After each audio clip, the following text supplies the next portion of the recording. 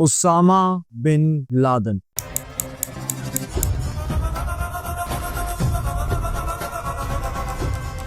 جس کو کسی نے 9/11 کا ماسٹر مائنڈ کہا تو کسی نے امریکہ کا مہرا۔ لیکن سوال یہ اٹھتا ہے کہ اسامہ بن لادن کو ایک جہادی یا ٹیررسٹ کس نے بنایا؟ 10 مارچ 1957 کو بن لادن کمپنی کے آنر محمد بن اوس بن لادن کے گھر ایک بچے کی پیدائش ہوتی ہے۔ اس بچے کا نام اسامہ رکھا جاتا ہے، جو بعد میں جا کر اسامہ بن لادن کے نام سے Osama bin Laden پوری دنیا میں مشہور ہو جاتا ہے۔ وہ بچہ جو بعد میں امریکہ کو تگنی کا ناچ نچاتا ہے۔ اسامہ بن لادن نے اپنی ابتدائی تعلیم سعودی عربیہ سے حاصل کی اور بعد میں master in business and administration King Abdulaziz University سے حاصل کی۔ اسامہ بن لادن نے اپنی ابتدائی زندگی شہزادوں کی طرح گزاری، خوب گھومے پھرے، یعنی عیش و عشرت کے ایام گزارے۔ اس وقت ایک عرب اسلامک اسکالر تھے، میرا مطلب عبداللہ اعظم۔ عبداللہ اعظم کی تقاریر کا کنٹینٹ جہادی کنٹینٹ تھا۔ یا ایھا الاخوہ لا تظنوا الجہاد امرا یسیرا۔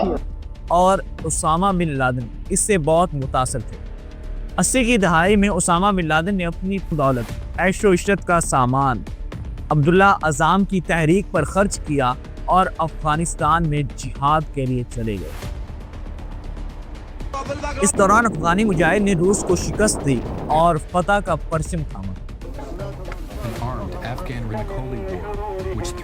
لیکن اس کے بعد افغانستان میں اقتدار کی جنگ چھڑ گئی۔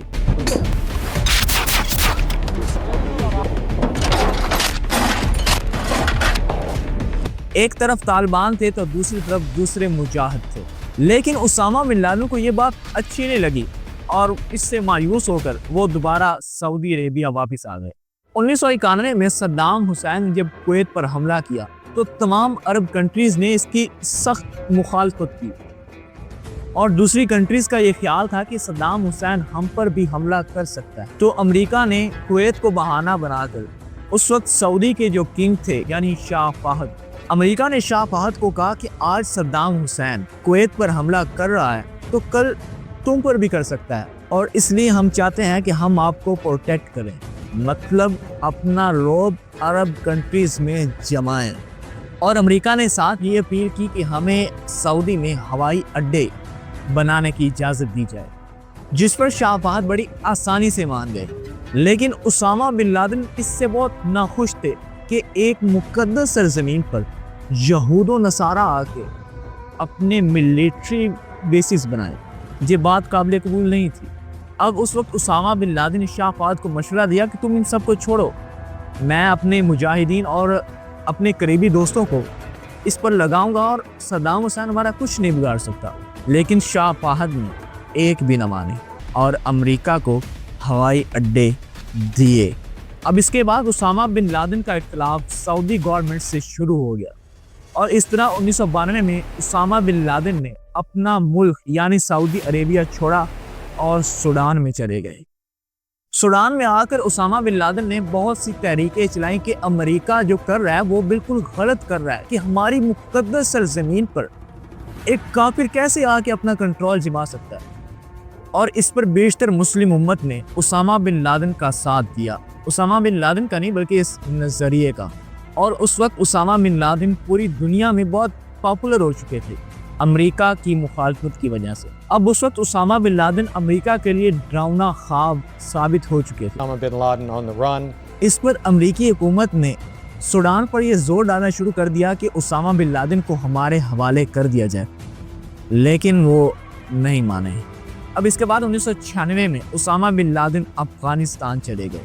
اس وقت افغانستان میں طالبان کی حکومت قائم ہو چکی تھی اور ملا عمر نے اسامہ بن لادن کو پناہ دی۔ اس کے بعد امریکہ یہاں پر بھی نہیں رکا۔ امریکہ نے طالبان سے یہ مطالبہ کیا کہ اسامہ بن لادن کو ہمارے حوالے کر دو۔ اس پر طالبان نے صاف صاف انکار کر دیا کہ اسامہ بن لادن ہمارا مہمان ہے اور ہم اپنے مہمانوں کو کبھی کسی کے حوالے نہیں کیا کرتے۔ اس کے بعد 1998 میں امریکہ نے کروز میزائل سے افغانستان اور سوڈان پر حملے کرنا شروع کر دیے۔ The U.S. military military's show of force intensifying against the Taliban in Afghanistan. A record number of airstrikes just dropped on a training camp, taking out terrorist fighters. اور امریکہ کا یہ دعویٰ تھا کہ ہم نے افغانستان پر حملے نہیں کیے بلکہ ہم نے اسامہ بن لادن کے جہادی خیموں پر حملے کیے ہیں تاکہ جو اس کے جہادی لوگ ہیں وہ مارے جائیں، اور انہوں نے اپنی تنظیم یعنی القاعدہ کی بنیاد رکھ دی تھی جو بعد میں امریکہ کے لیے ایک ڈراؤنا خواب ثابت ہوئی۔ مجاهدين في أفغانستان، لكنه سرعان ما اعتنق الفكر الجهادي الذي يعتمد السلاح وسيلة للتغيير. انتقد أنظمة عربية وفي مقدمتها النظام السعودي. اور اس کے بعد 9 ستمبر یعنی 9/11 2001